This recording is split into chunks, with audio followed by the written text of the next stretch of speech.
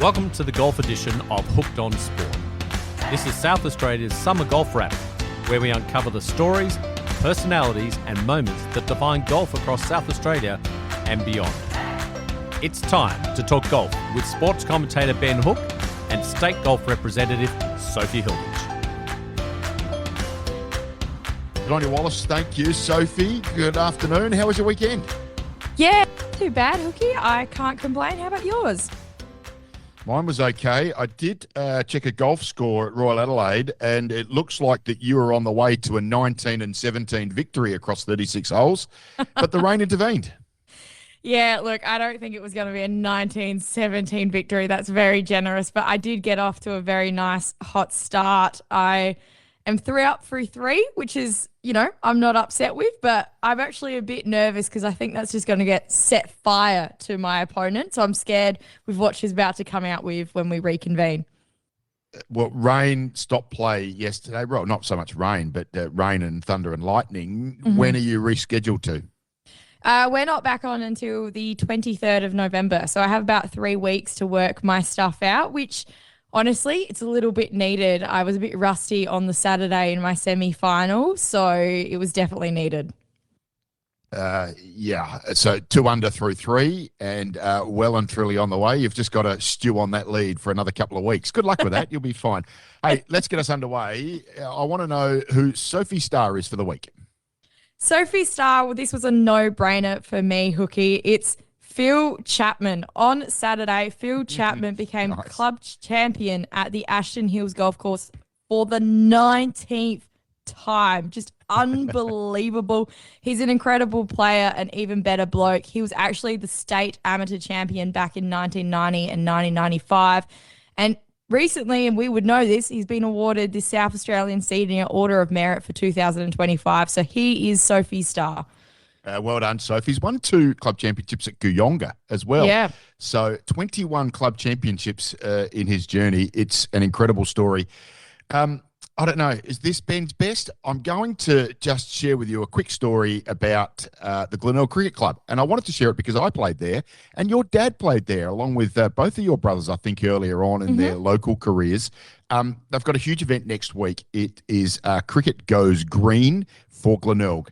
And they are going to be doing the greenest cricket event you could possibly imagine. Every player is going to be travelling to the game in an electric vehicle. They've got councils providing special bins that allow them to select whether it goes into the recycling or the hard rubbish or the green waste. They've got sustainable afternoon teas being prepared. It is quite incredible, all of the things that they've got going on. They've got solar batteries getting involved in the day as well.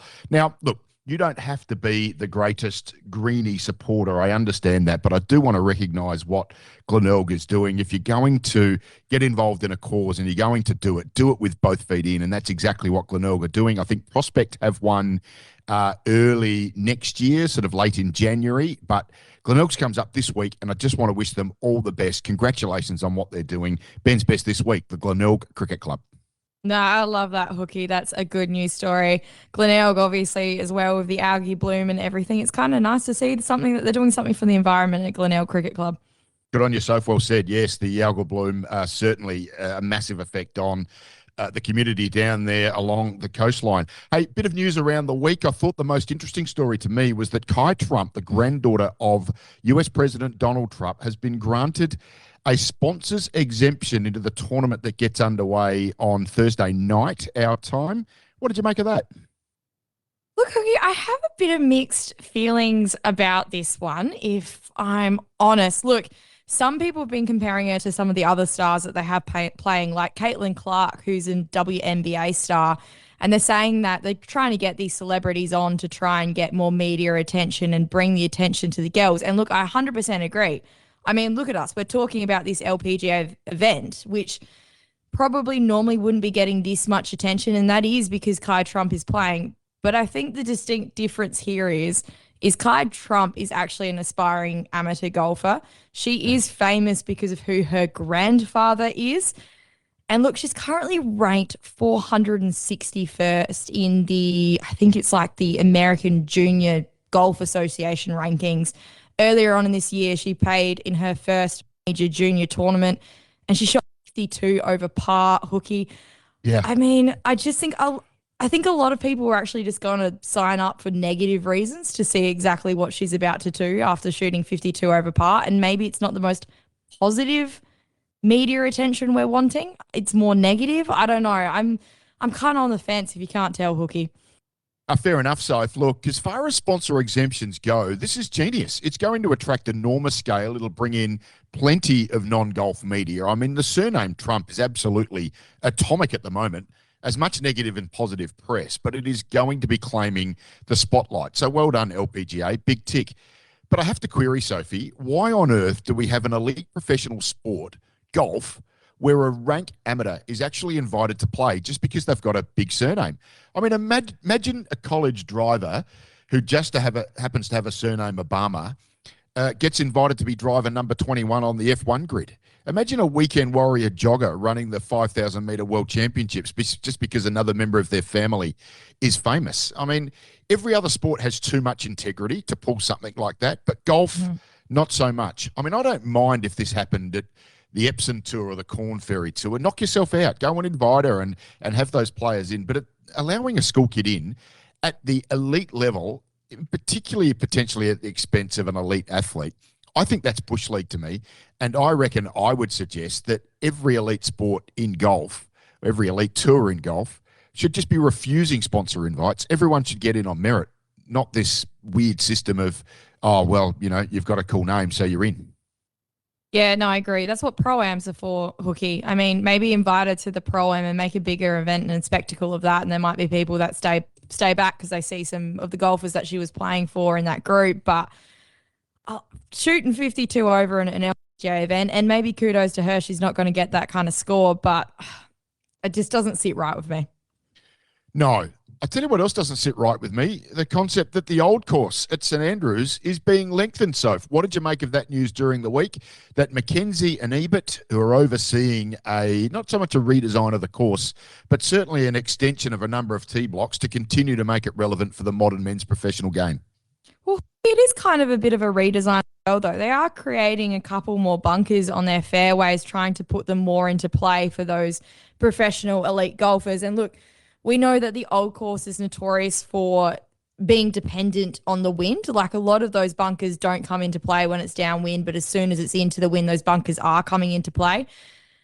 Okay, I think it's a bit of a panic from the 2022 Open where Cam Smith went and shot 20 under, and that is a record. But I mean, it wasn't back till 2017 where Spieth won with only minus 18 and there was heaps of wind. I do think it's a bit of a reaction. I also think, how far do we push this? How much do courses keep having to lengthen and lengthen them? I mean, Augusta is notorious for having to purchase properties, extend their boundaries. There's only so much money these courses can put into it. It's just because technology for those elite athletes is just getting better and better. And I mean, we're about to have the rollback of the ball in 2028. It's coming in. Maybe. I don't know. I think it's a bit of an overreaction just yet, Hookie. That's my opinion. I think we probably agree here. What on earth is this sport doing, Soph? We're constantly told this is a sport for all, but the R&A and St Andrews, the home of golf, are blowing millions on tees and setups that only elite professional players will actually ever use. I mean, the girls and women that they all preach about get no benefit here. The hacker like me who fronts up and pays X amount of pounds to go and play the old course at St Andrews, it doesn't mean anything to me because I'm not going back and playing off those championship tees. The last Open at St Andrews, as you rightly pointed out, was completely farcical. Tees are currently stationed on other courses, either side of the old course. It was still a drive and a pitch pretty much everywhere. They were playing 6-hour plus rounds because most greens are drivable. The weights are just inexplicable. And so despite all this evidence that one of the world's great courses is becoming obsolete, the program says that there's no problem with distance. And here I think that the R&A, who has tried to rein in the ball, I understand that, but they're pandering to this madness, this idea that there's no issue. Of course there's an issue. There's a massive issue. We should be, as a collective, as a sport, starting to look at the footprint that we take up. And here we are just trying to grow and grow and grow it to accommodate one very, very small, infinitesimally small group of people, men's professional players. Here's what I would say. No. until you're actually prepared to play with a ball that suits this course, don't come back. We'll put the women on and we'll put the amateurs on, but the professionals should be banned from these sorts of courses until they can front up and play in a manner that is suiting of what this golf course is all about. We shouldn't just have to be extending it and extending it and extending it because professional golfers can do it further and further. Bands a great exaggeration, but I'm kind of here for it. But I mean, look back at last year when the women went and played their Open at St Andrews. Lydia Ko was hitting a 3-wood into the 17th. Like, and that was because it was dead into the wind. It was pouring down with rain. Like, it's still so suitable for the women's golf, and we saw it there. It was an incredible shot from her. I encourage our listeners to go back and look at the highlights. It's insane. She hits this high little flighty 3-wood into the wind, lands it onto the green. It's awesome. So, I mean, this course has still got such a place the way that it's already set up, like you said, for the majority of golfers.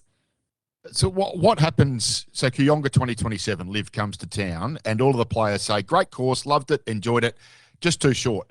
Got to work out a way of creating some longer tees. And then suddenly we've got, I don't know, you could be playing the 4th hole from behind the 3rd green and you've got to hit over the green. You could be asking them to take out the fence behind the 16th tee and extend that one all the way back into the backyard of the house that they own behind there. I mean, this is kind of what professional male golfers are expecting golf clubs to do, and it is completely unreasonable. Augusta National can do it, maybe the Old Course can do it, but every other golf course out there, it's too much to ask, and I think it is a massive problem in the game, and we are going the wrong way by pandering to it, by continually expanding these golf courses and making them less and less about what they have traditionally been. It's a great shame. I'll tell you what wasn't a great shame, though, Soph, was the South Australian Golf Industry Awards night on Saturday night. It began with you coming up and chatting with me about the highlights of South Australian golf. Can I just say,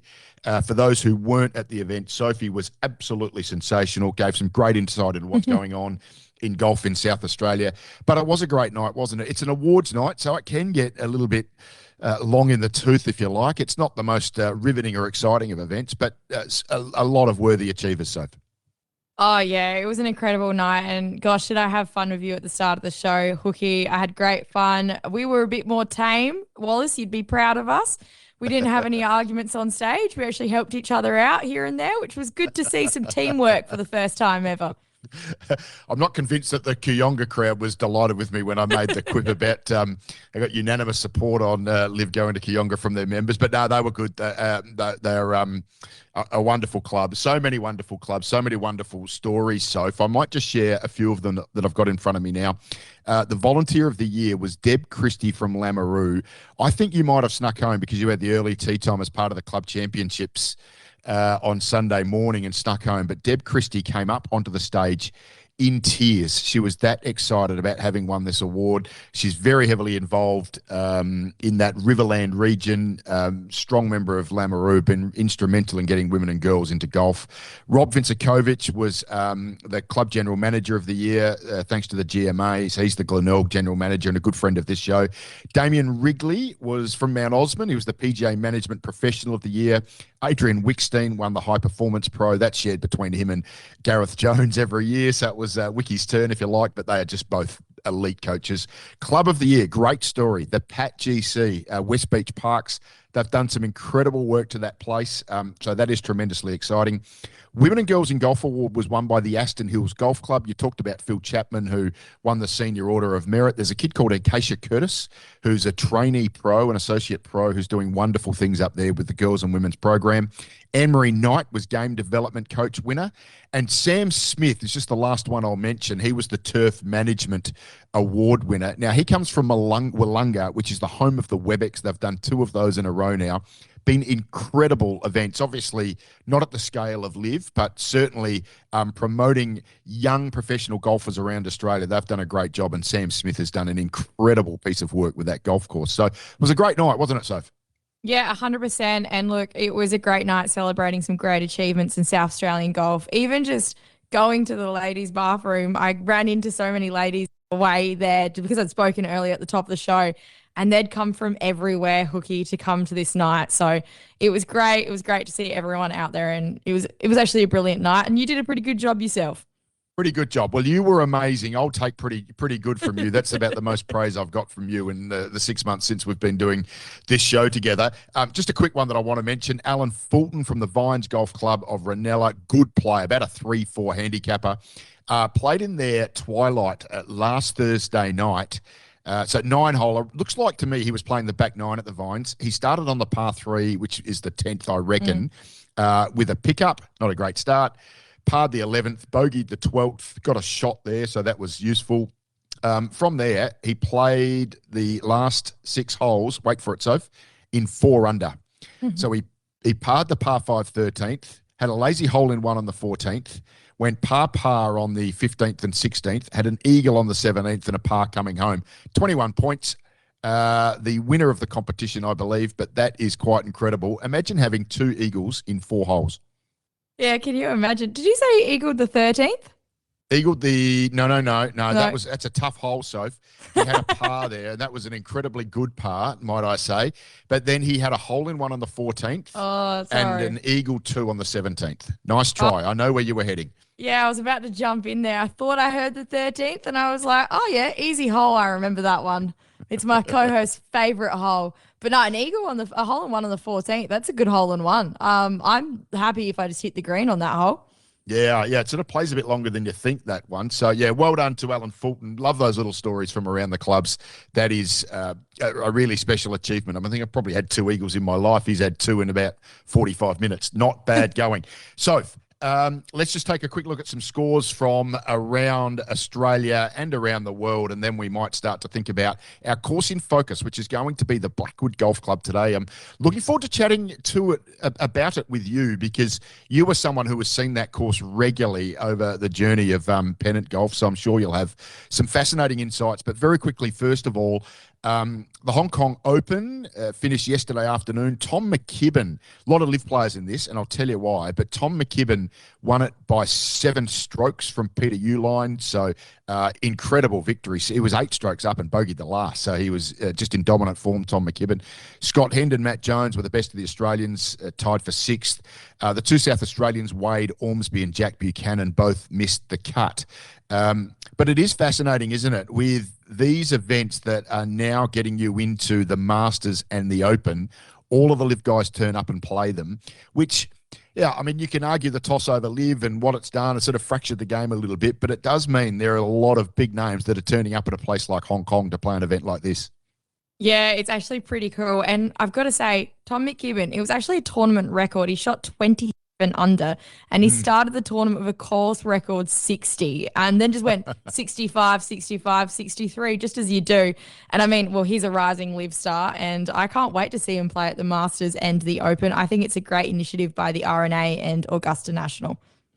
Yeah, great that they're working together in sync with that and making those events. It's not just about prize money, because it's very difficult to generate the enormous prize money that will get the big name players there. But certainly getting exemptions into major events is a great way of going about it.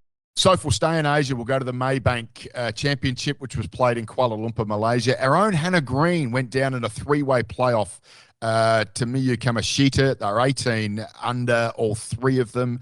She went down to a birdie in the first playoff hole, but a great showing by the Australians. Grace Kim, Karis Davidson, both in a tie for 16th, and Cassie Porter a T39 as well. So I think it was about 70 in the field, no cut. So a couple of decent checks for a few of the Australians there, and they're all gaining speed very nicely as they begin to start to think towards the Women's Australian Open here at Kooyonga in March. Yeah, all our Australians were tracking very nicely. And I mean, it was a bit of a shame to see Hannah Green in that playoff. She just had a bit of a poor bunker shot. But apart from that, she played incredible. And I mean, all credit to Yamashita. She's a rookie on the LPGA Tour. This is only her 2nd professional win following the Women's British Open, which is pretty unreal. But she held like a 20-footer putt for birdie on the playoff hole, and she was really a deserving winner. Nah, fair enough. So make a good point. Hannah Green, I think 7 birdies and 3 bogeys in that last round. So a wild-eyed ride for someone who is as consistent as her. Just worth sharing the news from second stage of qualifying for the DP World Tour. Our very own Jack Thompson is through to the final stage. So he'll be playing about 160 in the field, 108 holes of golf to get through to claim a DP World Tour card. He got through, not without a few wobbles. He began the last day T9 and finished it in a tie for 19th. Only 24 of his particular section got through to that final stage. So I'm absolutely thrilled for Jack Thompson. The two Jacks, Jack Buchanan and Jack Thompson, go to the final stage. As I said, over 108 holes in Spain next week. Wouldn't it be amazing if we had two of our own local South Aussies who had DP World Tour cards next year? Oh, wouldn't that just be incredible? And I mean, Jack Buchanan actually mentioned in his interview of us a couple of weeks ago how much Tomo had been helpful to him and a real mentor. So it's great to see the two of them advancing to that next stage. Actually, I played against Jack Thompson in a Bonner Cup match once. So I was feeling like I was in the prime of my game, and this skinny little school kid came up against me and absolutely dusted me 5-3. And do you know how relieved I am to know that he's gone on to become a really top-end professional player? Because if he was a bit of a dud and he'd beaten me like that, I would feel quite ashamed of myself. But at least I can just console myself with the fact that I got beaten by someone who is an absolute genuine star. So looking forward to seeing Jack Thompson in that final stage alongside Jack Buchanan. Hey, just a couple of quick ones, a bit more locally. The PGA Associates Australian Championship was played at Cobram Barooga Golf Club last week. A couple of great results for South Australia. Joe Hodgson from Mount Osmond Golf Club. Know Joe really well, is a good kid. He finished in 13th place. Harry Coote, good mate of yours, finished in a tie for 34th. So, those guys, they're not young guys, but I do feel like if they can get through their traineeship, I still think they're a chance of making it as touring pros. It's going to be interesting to see where they end up in their careers. I mean, they've gone down the traineeship program rather than touring, but they're talented players, aren't they? So if you were to see both of these guys regularly, and you'd love to see them have a crack at a tour somewhere. Oh, they're incredibly talented players, the both of them. And look, I actually think their game is trending in the right direction since joining this traineeship program. Particularly Coote, I reckon he's playing better and better, and he's having more success at some of these tournaments. And it's been interesting watching them. They travel together a fair bit, and I just feel like they're egging each other on as well. So I think it's creating a great environment for them just to improve their game even more. So if I reckon it's time for us to get into our golf course in focus, and I really wanted to take some time with you to speak about the Blackwood Golf Club, Tier 2 golf course in Cherry Gardens. It's a place that I reckon you would have seen regularly. I've got to be honest with you, I'm a big fan. I think it's up there with our best Tier 2 course in South Australia, and there's plenty to pick from. Just your overall thoughts, first of all. What do you think of Blackwood when you think about you going to head up there and play a pennant match? It's going to be next February, isn't it? Well, I'm normally hoping I'm not playing Blackwood is normally my first situation. I do not like playing Blackwood at Blackwood, but I actually 100% agree with you. It's one of my favorite Tier 2 courses. And like you said, there's a lot to choose from. So that is a true accolade for the Blackwood Golf Club. But look, it's such an interesting course. It's quite short, which means there's a lot of thinking off the tee, but also a lot of thinking in terms of placement. There's a lot of two-tier greens. There's a lot of slopes. Like, you really have to think about where you're placing your ball. You do not want a putt going downhill. They're all slippery, and you could end up with one double the amount that you started with. I'll just talk to you a little bit about the history of the course.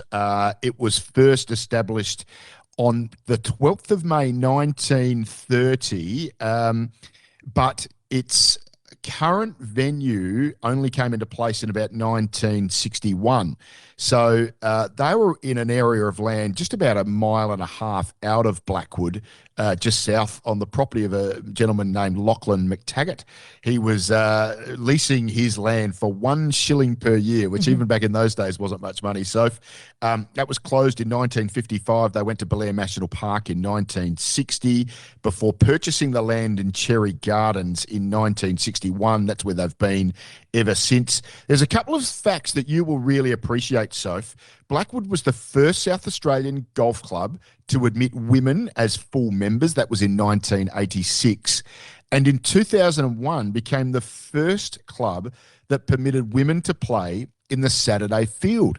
So absolute groundbreakers. I mean, this is commonplace now in South Australian golf clubs, but gee, we're not going back that far, only 25 years to allow women to play in the Saturday field and to be full members.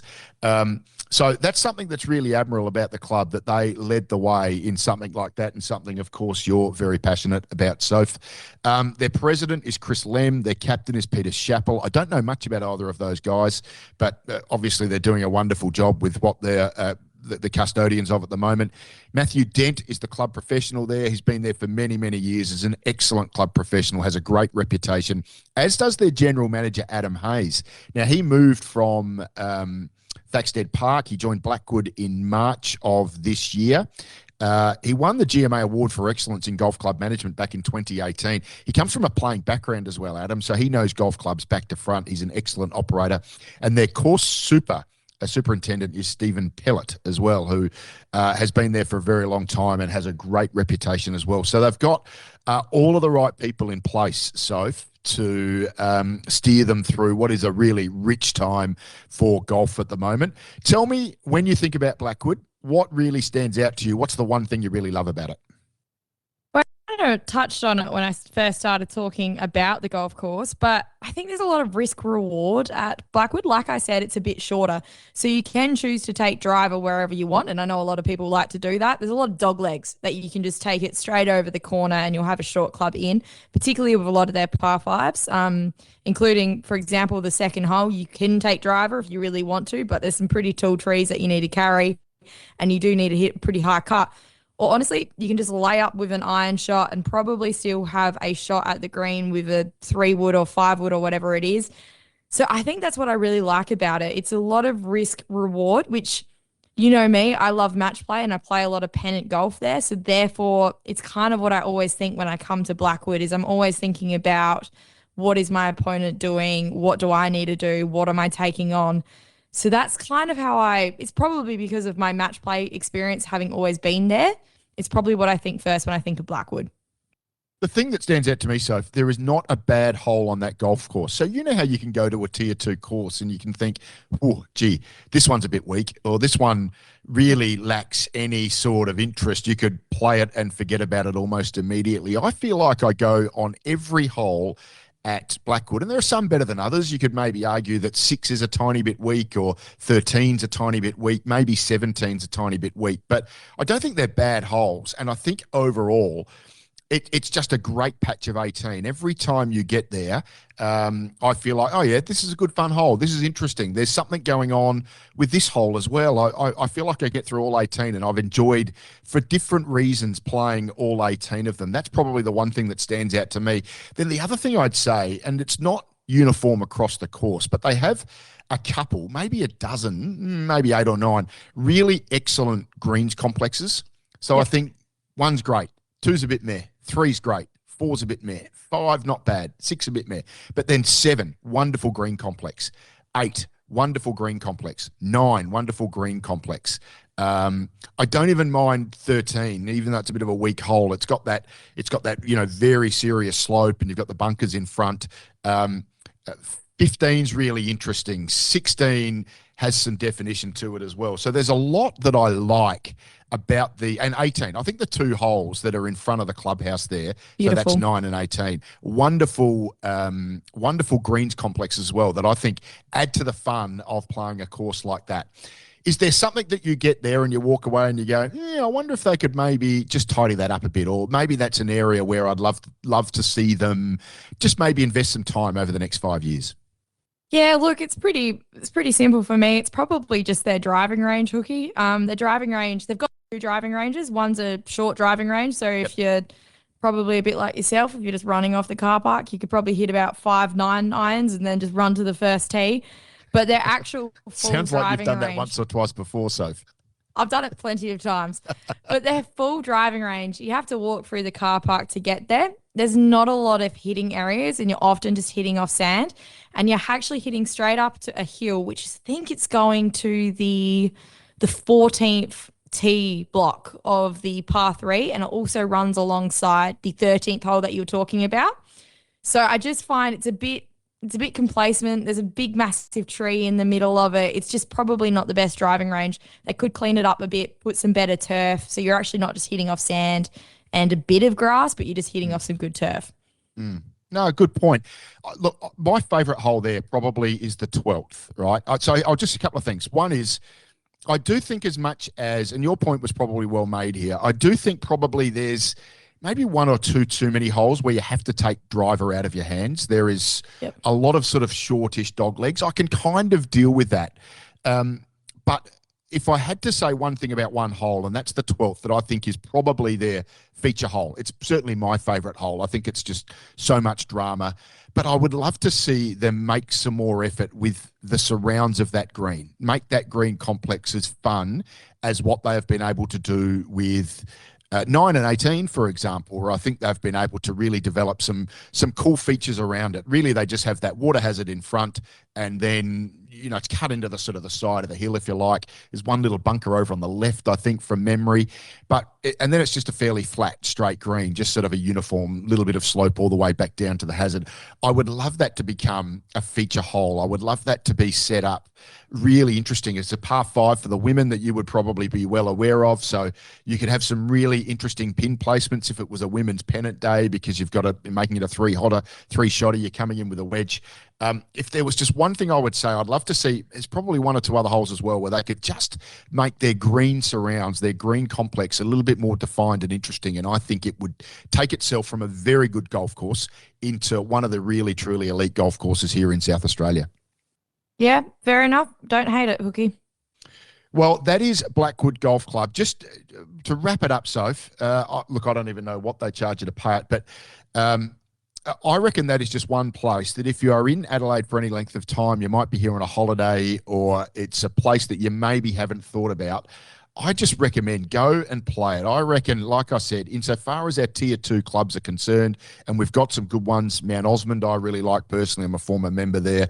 The Vines that we've talked about in the past. But I think Blackwood is at least as good as any of those sorts of places. And if there was any sort of suggestion, where do I want to play, where I'm looking for something that isn't quite the tier 1 and well over $100, I just reckon you can't go past Blackwood. No, 100%. Like you said, it's got so many incredible holes. It was actually one of those courses when you put it to me as our course for this episode, I could remember every single hole. And so even just trying to choose a favorite hole, it was actually quite difficult. And I agree with you. But I think that's what stands out to me about Blackwood. On some courses, I can get a bit complacent and kind of, some holes start to look a bit the same. Yep. And that's often the case in some of those tier 2 courses. But Blackwood's completely different. I could talk you through 1 to 18. I could even talk you through their 19th hole. Yeah, and that's a really good point. So just so much variety there. I mean, yeah, like you said, there's a lot of golf courses where you're walking to the next tee and you're pulling driver out of the bag before you've even thought of it. Yep. You can't do that at Blackwood. You've got to get onto every tee and think, right, what is my best play? What is my strategy here? And I think that is an admirable trait of a golf course. Hey, Soph, get us out with your weekly or fortnightly practice hack. I always love what little vignette you have for us, and maybe a way that you can just take yourself to the range and I guess add to your own practice regime just to try and improve that little bit, maybe shave a stroke or two off your score. Well, actually taking us off the range, Hookie, and I'm going straight to the putting green for this one because Good. You know what? It is where you shave your shots. I know a lot of people and a lot of beginners spend most of their time on the range, but funny enough, if you want to get your handicap down, it's on the putting green. Again, it's pretty simple, Hookie. It's a putting mirror. I just reckon it's so important to have one in your bag. Just pull it out. It helps with where your eyes are sitting over the ball, which is actually really important. A lot of people find that their eyes are either sitting over the top of the ball or they're sitting behind the ball. But also it shows you where your shoulders are, square to the target, and it also helps with your club face at the impact of the. It's really important to just keep on track of that and on top of it.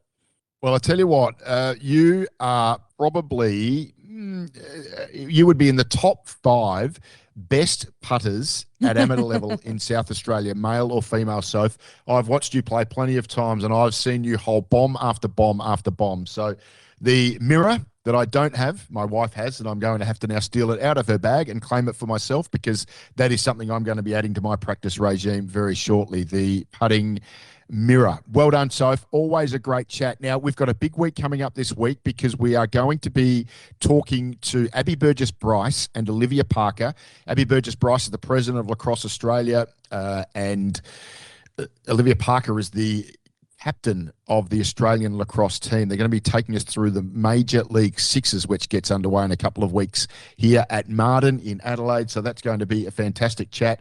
Our cricket chat, I don't know that we'll be able to drop any names just yet, but we've got some enormous interviews coming up very shortly, Soph. So plenty for our listeners to get excited about coming up in the coming weeks. Oh, yeah, Hookie, I cannot wait for the next few weeks, particularly, like I said, with the cricket, with the Ashes coming up. We do have some exciting interviews planned. But that lacrosse one, I think that's going to be so exciting, and I can't wait to hear and talk to those girls. Thanks for your company, everyone. Get out and play Blackwood Golf Club. It is one of the truly top-notch golf courses around Adelaide here. Soph, always great to chat. We'll see you in a couple of days.